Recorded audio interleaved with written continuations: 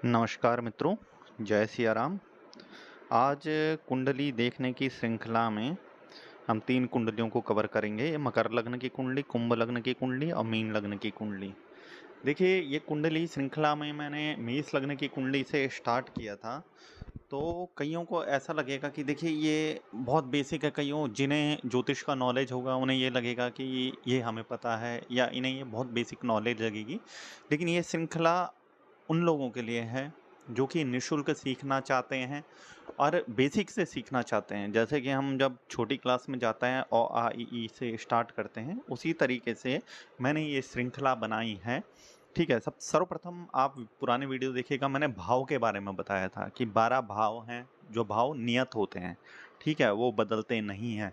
उन भावों के बारे में भी मैंने बताया था कि कौन से भाव से हम क्या देखते हैं। ठीक है, इसमें बाद में लास्ट में जब हम जाएंगे एक बार रिवाइज करेंगे। ठीक है, उसके बाद दूसरी श्रृंखला में मैं लग्न कुंडली की श्रृंखला में आया कि मेष लग्न से और मीन लग्न तक की कुंडली जो होती है उससे कैसे, उसमें कौन कौन से ग्रह शत्रु माने जाते हैं, कौन कौन से मित्र माने जाते हैं, इनके स्वामी कौन सा है और कुंडली लग्न क्यों कहलाता है। पहला भाव में जो ग्रह होता है, जिस ग्रह की राशि होती है, उस कारण से उसे लग्न कहा जाता है। इसके बाद की श्रृंखला में हम नक्षत्रों के बारे में बातें करेंगे। ठीक है, जो कुंडली को बनाने में भाव, राशियां, नक्षत्र, ग्रह, ये चीजें इंपॉर्टेंट हैं। ठीक है, उसके बाद दृष्टि का भी देखेंगे कि कौन सी दृष्टि किस ग्रह की कौन सी दृष्टि होती है। ठीक है, अभी फिलहाल मकर लग्न की कुंडली मैं जो लाया हूँ, इसमें देखिए आप किसी भी कुंडली को उठाएंगे, अगर लग्न में मतलब अगर प्रथम भाव में 10 नंबर लिखा है तो वो हमेशा मकर लग्न की कुंडली होती है। अब मकर लग्न की कुंडली का स्वामी होता है शनि ग्रह। ठीक है, जैसे आप ये चार्ट देखिए, इसमें प्रथम भाव में 10 नंबर लिखा हुआ है। इसमें शनिदेव की कुंडली में जो दूसरा भाव दिया है मकर लग्न ने, वो दूसरा भाव दिया है कुंभ राशि को, जो कि शनि की ही राशि है। इसमें तृतीय भाव देखिए गुरु को मिला है। गुरु को यहाँ पे 2 भाव मिले हैं, 12वां भाव और तृतीय भाव। ठीक है, तृतीय भाव भी हमारा इतना अच्छा भाव नहीं माना जाता है, ये भी खराब भाव माना जाता है क्योंकि अधिक परिश्रम का भाव है, पराक्रम भाव है। और दूसरा भाव जो गुरु को मिला है, वो मिला है वो मिला है 12वां भाव, जिसे कि व्यय भाव कहा जाता है। ठीक है, वो कहीं ना कहीं से हॉस्पिटल का खर्चा या धन का व्यय, इन सबको बताता है। तो हम ये मान लेंगे कि गुरु ग्रह इस कुंडली में, हम इसे योग कारक नहीं बोलेंगे, ये कहीं केंद्र स्थान में बैठ गया तो कहीं ना कहीं ग्रहों के इफेक्ट को कम करेगा, क्योंकि ये नैसर्गिक, अगर आप देखेंगे, ये अगर 12वें घर का मालिक है, 12वां घर क्या है, व्यय भाव है, हॉस्पिटल का भाव है, हॉस्पिटल के खर्चों का भाव है, व्यय भाव है, और साथ में ये मोक्ष का भाव है। उसके साथ साथ ये विदेश गमन का भाव भी माना जाता है, क्योंकि पुराने ज़माने में घर से दूर रहने को एक अच्छी आदत नहीं समझा जाता था, ये अच्छी चीज़ नहीं माना जाता था। इसलिए विदेश गमन को भी ये भाव मिलता है। और बाई चांस ये केंद्र में कहीं पे बैठ जाता है तो कहीं न कहीं उस भाव से, उस भाव का व्यय ज़रूर करेगा, उस भाव के कारकों का व्यय ज़रूर करेगा, या उस भाव के कारकों में अधिक परिश्रम से सफलता दिलवाएगा। ठीक है, इसमें आप देखिएगा चतुर्थ भाव मिला है मंगल को, मंगल की राशि मेष राशि को। ठीक है, और द्वितीय भाव मिला है मंगल की वृश्चिक राशि को, एकादश भाव। अब शनि का मंगल भी कोई मित्र नहीं होता है, शनि और मंगल आपस में शत्रु ही माने जाते हैं। लेकिन चूंकि इस कुंडली में मंगल को 2 घर सही मिले हैं, अच्छे मिले, एक केंद्र स्थान मिला है, एक लाभ भाव मिला है, तो यहाँ पे हम मंगल को सम मानेंगे। ठीक है, इतना अच्छा रिजल्ट देने वाला भी नहीं मानेंगे, लेकिन सम ग्रह के रूप में हम इसे मानेंगे। इसमें त्रिकोण, जो जहाँ पे मैंने त्रिकोण रखा है, 5वां भाव विद्या स्थान, वो मिला है शुक्र की राशि वृषभ राशि को। शुक्र की राशि वृषभ राशि को दूसरा भाव मिला है कर्म स्थान। ठीक है, जो 10वां भाव आप देखिए जहाँ पे 7 नंबर लिखा है, जो कि शनि की दूसरी राशि तुला राशि है। तो यहाँ पे जो शुक्र है वो अति योग कारक हो गया, क्योंकि 5वां भाव जो हमारा विद्या स्थान है, साथ में बहुत अच्छा भाव माना जाता है, केंद्र त्रिकोण में आता है। ठीक है, वो भाव है और वो कर्म स्थान का स्वामी भी है, तो कहीं ना कहीं विद्या के द्वारा आदमी अपने कर्म सुनिश्चित करेगा। और शुक्र की स्थिति अगर सही है तो कहीं ना कहीं लाभ देगा। ठीक है। शुक्र हम देखते हैं कि शुक्र पत्नी का कारक भी होता है, तो कहीं न कहीं शादी के बाद व्यक्ति का भाग्य भी चमकता है और इसमें कुंडली के इष्ट देव हैं जो वो देवी भगवती दुर्गा है, क्योंकि पंचम भाव शुक्र के अधीन है और शुक्र की अधिष्ठात्री देवी जो है, वो देवी दुर्गा है। इसमें छठवां भाव देखेंगे आप बुध की मिथुन राशि को मिला है। अब बुध क्योंकि शनि का मित्र माना जाता है तो बुध की जो दूसरी राशि कन्या राशि है उसे मिला है भाग्य भाव। ठीक है, तो कहीं न कहीं एक घर खिलाफ मिला है लेकिन एक घर बहुत अच्छा त्रिकोण का मिला है। तो कहीं न कहीं बुध की स्थिति अगर कुंडली में सही है तो ये यहाँ पे हानि नहीं करेगा। ये यहाँ पे योग कारक ही माना जाएगा। अब सप्तम भाव देखिए, सप्तम भाव पे चंद्रमा की राशि कर्क राशि है जहाँ पे 4 नंबर लिखा है। चंद्रमा शनि का शत्रु माना जाता है। तो कहीं न कहीं सप्तम भाव में चंद्रमा की राशि है। चंद्रमा इस घर में आप समझ लीजिए कि कहीं पे भी बैठ गया तो कहीं न कहीं टेंशन ज़रूर देगा। अगर 6, 8, 12 में दे गया तो सप्तम भाव संबंधित टेंशन या दिक्कत को वो देगा। ठीक है। उसी प्रकार से चंद्रमा अगर केंद्र स्थान में भी बैठा है तो ये इतने अच्छे रिजल्ट नहीं देगा क्योंकि ये लग्न का शत्रु माना जाता है। इसके बाद सूर्य को देखेंगे, सूर्य भी शनि के शत्रु माने जाते हैं। वो बात अलग है कि सूर्य शनि को शत्रु नहीं मानता है लेकिन शनि सूर्य को शत्रु मानता है, इसलिए ही सूर्य को भी एक खराब घर मिला है जो अष्टम भाव है। वैसे वैदिक उसमें कहा जाता है कि अष्टम भाव का दोष सूर्य और चंद्रमा को नहीं लगता है, लेकिन वो तब की स्थिति है जैसे 5 नंबर अष्टम में लिखा है, लेकिन अगर सूर्य 6, 8, 12 में स्वयं ग्रह आके बैठ गया तो कहीं न कहीं खराब रिजल्ट देगा। अब बुध का मैं बता चुका हूँ कि बुध को त्रिकोण भाग्य भाव में देखिए 6 नंबर लिखा है, बुध की कन्या राशि है, तो ये कहीं न कहीं त्रिकोण का स्वामी भी है, तो कहीं न कहीं इस कुंडली के लिए अच्छा है। इसके बाद 7वां 10वां भाव 7 को ये भी बता चुका हूँ कि पंचम भाव का मालिक है एक शुक्र, एक 10वें भाव का है तो योग कारक है यहाँ पे। इसके बाद मंगल सम है जो कि एकादश भाव का मालिक है और जो गुरु है वो खराब रिजल्ट देगा जो व्यय भाव का मालिक यहाँ पे बना हुआ है। अब देखिए इसमें एक ट्रायंगल दिया है मैंने, ये केंद्र त्रिकोण कहा जाता है। ठीक है, ये त्रिकोण हमेशा ही त्रिकोण में जो बैठियां राशि होती हैं वो कहीं ना कहीं व्यक्ति को के भाग्य को बढ़ाती है या व्यक्ति के लिए बहुत योगकारी साबित होती है। वो बात अलग है, त्रिकोण का स्वामी अगर 6, 8, 12 में मिल गया तो जो इफेक्ट उसे देने चाहिए पूर्ण बल से वो इफेक्ट पूर्ण बल से वो नहीं दे पाएगा। ठीक है, इसी प्रकार आप किसी भी कुंडली में देखिएगा त्रिकोण का सेम होगा। ठीक है, केवल लग्न से आप देखेंगे पंचम भाव, नवम भाव केंद्र त्रिकोण आते हैं और कहीं ना कहीं ये लाभकारी माने जाते हैं। और पंचम भाव को कुंडली का इष्ट देव भी माना जाता है, उसके थ्रू आप ये जान सकते हैं आपको किस ईश्वर की पूजा करना ज़्यादा सहायक रहेगी। ठीक है, इसके बाद अगली राशि पे आते हैं, कुंभ राशि पे या कुंभ लग्न पे। ये सामने चार्ट देखिए, चार्ट में देखिए जिस भी व्यक्ति की कुंडली में प्रथम भाव में 11 नंबर लिखा होगा ये कुंभ राशि है या कुंभ लग्न की कुंडली मानी जाती है। और कुंभ लग्न की कुंडली का स्वामी कौन है? ये भी शनिदेव ही हैं। कुंभ का मतलब क्या होता है? कुंभ का मतलब घड़ा होता है। ठीक है, ऐसे व्यक्ति जो होते हैं कुंभ लग्न वाले जो व्यक्ति होते हैं ना वो अंदर से बहुत खाली होते हैं और बाहर से बहुत कठोर होते हैं। मतलब ऐसे लोग हमेशा, ऐसे लोगों के मन में ना कोई खोज चलती रहती है, किसी चीज की खोज लगी रहती है। अब यहाँ पे लग्न का स्वामी कहाँ पे बैठेगा आप वहाँ पे देखिएगा जरूर। लग्न का स्वामी शनि वो जिस भाव में बैठेगा ना उस संबंधित व्यक्ति को अंदर से एक व्याकुलता, ठीक है, एक चिंता होती है। मतलब आदमी समझ नहीं पाता है कि मुझे क्या चाहिए। ठीक है, कुछ दिन मतलब अंदर से संतोषी नहीं होता है और ऐसे व्यक्ति न्याय प्रिय भी होता है। अब मकर लग्न कुंभ लग्न दोनों के अगर लग्नाधिपति ही शनि है, शनि क्या है? कर्म फलदाता। ठीक है, शनि न्याय के देवता, तो कहीं ना कहीं ऐसे व्यक्ति न्याय प्रिय होते हैं। समाज में अगर कुछ बुरा हो रहा है तो ये व्यक्तियों को वो अगर कुछ कर भी ना पाए लेकिन उन्हें बहुत बुरा लगता है।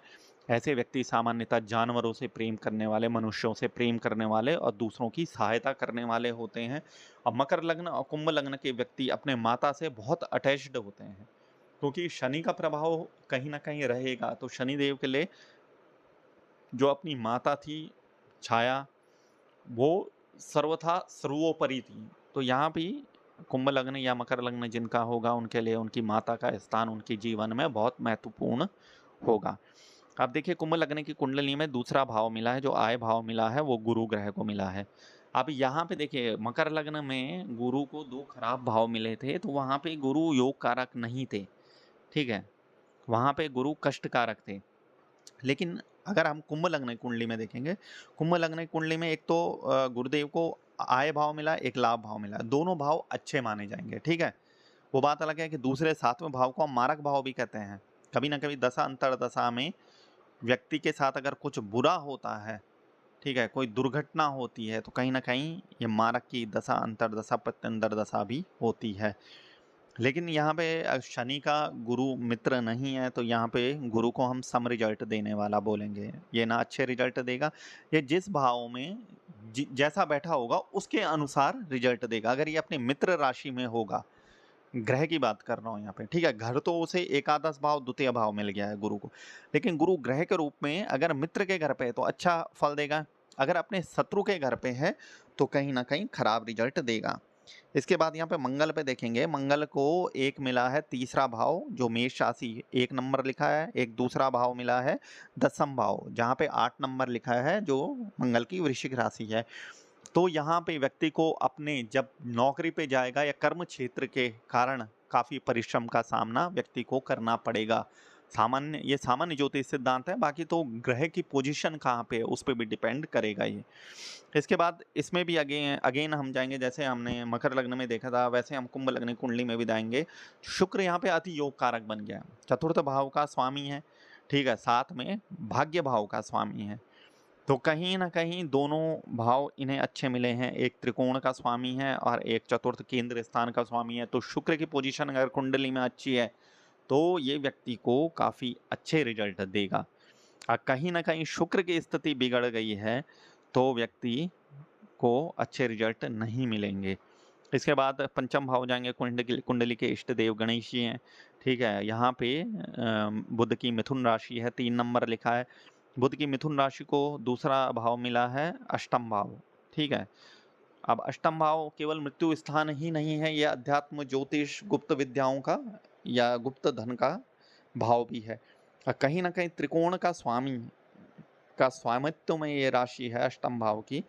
तो बुध को इस कुंडली में इतना बुरा इफेक्ट देने वाला नहीं बोलेंगे, बशर्ते बुध 6, 8, 12 में ना बैठा हो, ठीक है। 6, 8, 12 में बैठा होगा तो इतने अच्छे रिजल्ट नहीं मिलेंगे। लेकिन कहीं ना कहीं ऐसे व्यक्ति की, क्योंकि त्रिकोण का स्वामी बुध है, बुध क्या है, हमारा विद्या, हमारे बुद्धि है, ऐसे व्यक्तियों की मेमोरी बहुत तेज होगी और ऐसे व्यक्ति बात करने में माहिर होते हैं, इनकी बातों से लोग अट्रैक्ट होते हैं, ठीक है। इसके बाद छठवें भाव में चलेंगे, यहाँ पे कर्क राशि यानी कि चंद्रमा की राशि है, तो ये योगकारी नहीं है। यहाँ पे चंद्रमा कहीं भी बैठा हो तो कहीं ना कहीं अच्छे भाव में बैठा हो तो अच्छे भाव के प्रभाव को कम करेगा, खराब भाव में बैठा है तो खराब भाव को जागृत करेगा। ऐसे व्यक्तियों को शीत संबंधित रोग या फेफड़ों की समस्याएं जल्दी होने की या सर्दी संबंधी एलर्जी ऐसे व्यक्तियों को जल्दी होने की संभावना रहती है। इसमें सप्तम भाव मिला है सूर्य की सिंह राशि को। अब देखिएगा कि वो मैं पहले वाली कुंडली में भी बताया था आपको कि जो शनि है वो सूर्य को शत्रु मानता है, सूर्य शनि को शत्रु नहीं मानता है।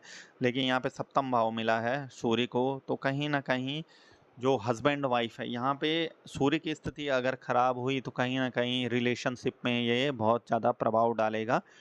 और अगर सूर्य की स्थिति अच्छी है तो कहीं ना कहीं रिजल्ट इतने बुरे नहीं मिलेंगे।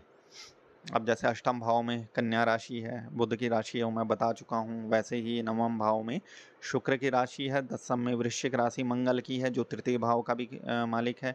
उसी प्रकार बृहस्पति की राशि धनु राशि एकादश भाव में लाभ भाव में है।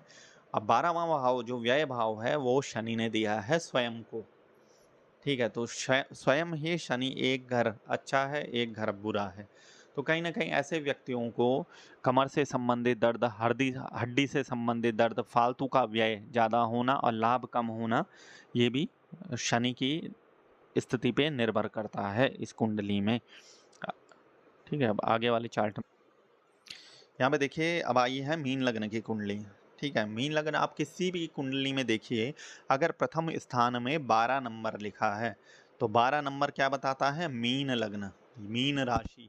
मीन लग्न या मीन राशि का जो स्वामी होता है वो होते हैं गुरुदेव बृहस्पति देव, ठीक है। अब इसमें हम देखेंगे द्वितीय भाव मिला है मीन राशि की कुंडली में, द्वितीय भाव जो हमें मिला है वो मंगल को है, और मंगल साथ में मंगल की वृश्चिक राशि भाग्य भाव का यानी कि त्रिकोण की स्वामी है। तो कहीं ना कहीं इस कुंडली में मंगल अति योगकारी है। ऐसे व्यक्ति अगर तामसिक चीज़ों, शराब, मदिरा, इन चीज़ों से ऐसे व्यक्तियों को दूर रहना चाहिए। अगर ये इन चीज़ों से दूर हो गए तो कहीं ना कहीं ईश्वर, ये समझिए उनके साथ ही, क्योंकि लग्न मतलब ईश्वर ही उनके साथ है।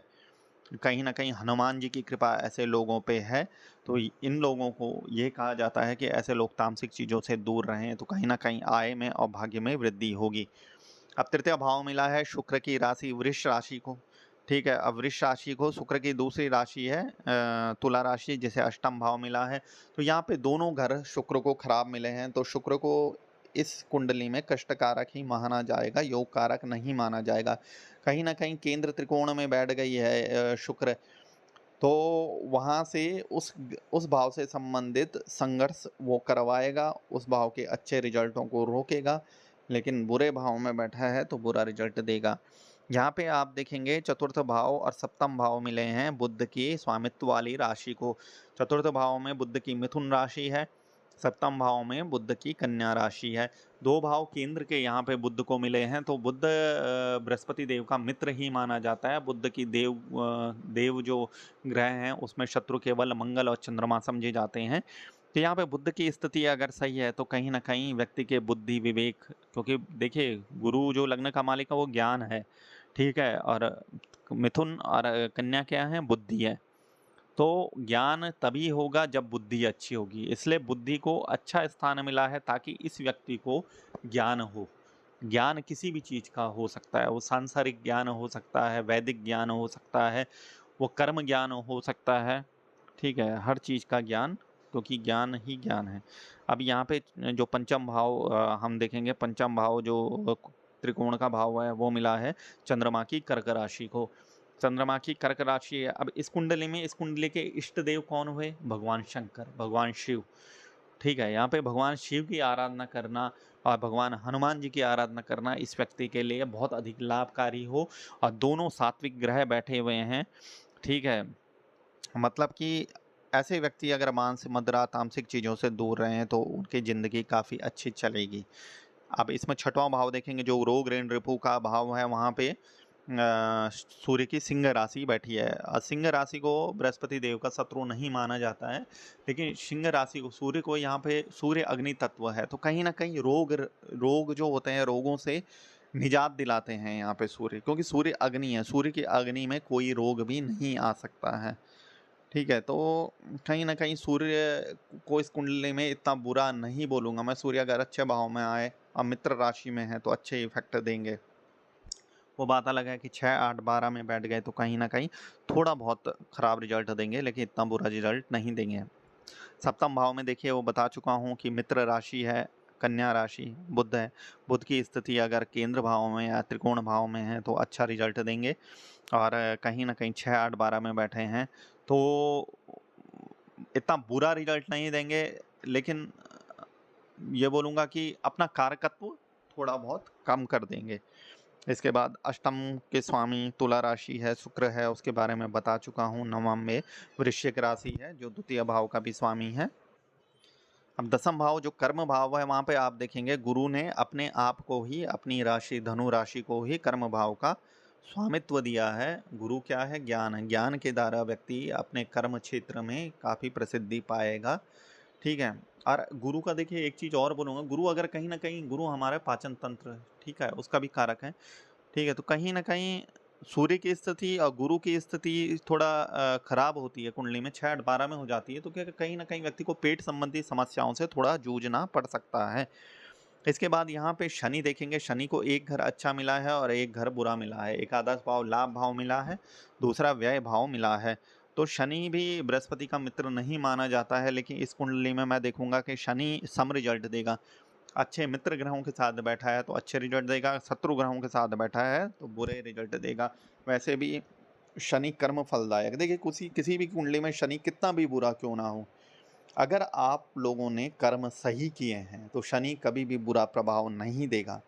अब कई लोग बोलते हैं कि जी हमने हमारी नज़र में तो हमने कोई कर्म खराब नहीं किया। अब ये कर्म खराब करना, अकर्म सही करना, वो कौन डिसाइड कर रहा है? ठीक है, वो मेरा मन डिसाइड कर रहा है, मैं ही डिसाइड कर रहा हूँ कि भाई मेरी नज़र में ये बुरा है, मैंने नहीं किया है। एक्चुअल में मैं अगर मन से किसी के लिए कोई गलत भावना लेता हूँ, वो भी मेरा एक बुरा कर्म ही है। क्योंकि जब मैं सोचता हूँ मन, वचन, कर्म से, जब मैं सोचता हूँ, जब मैं करता हूँ, ठीक है, ये सारी चीज़ें क्या हैं? एक एनर्जी है, ठीक है?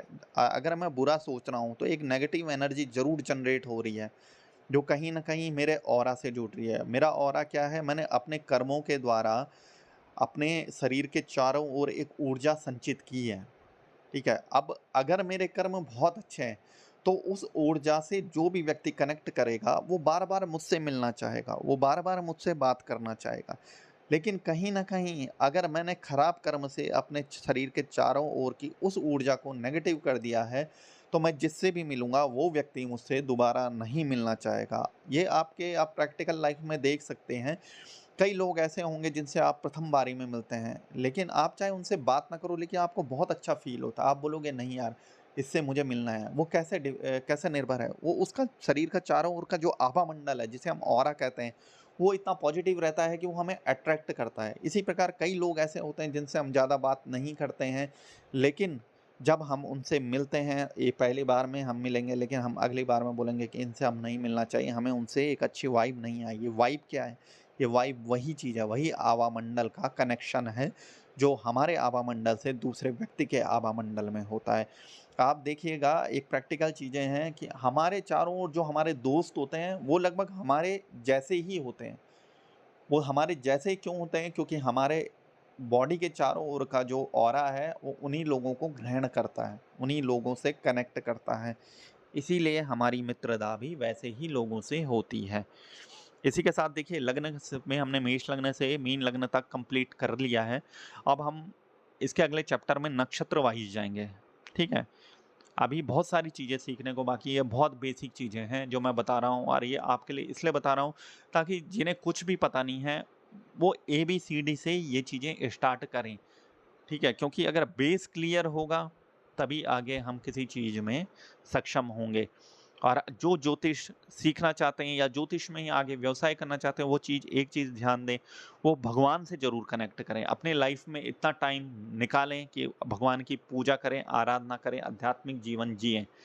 ठीक है, कई बार हम बोलते हैं हमें टाइम नहीं है, समय निकालना पड़ता है। जैसे हम अपने माता-पिता के लिए समय निकालते हैं, जैसे हम अपने परिवार के लिए समय निकालते हैं, वैसे ही समय हमें ईश्वर के लिए निकालना पड़ेगा, क्योंकि हमने घर में एक पूजा स्थल तो बना दिया है, लेकिन उस पूजा स्थल में जो हमने धर रखे हैं, उन्हें भी हमें अपना फैमिली मेंबर मानना पड़ेगा, ताकि हम अपने फैमिली मेंबर को जैसे समय देते हैं, अपने पूजा स्थल को भी वही समय दें। जब हम कनेक्ट होंगे, तब हमारी वाक शक्ति में वो ईश्वर खुद ही एक पावर देगा, जिसके कारण हमारी बातें सच होंगी। ठीक है, इसी के साथ ये वाली श्रृंखला समाप्त करता हूँ। जय सिया राम।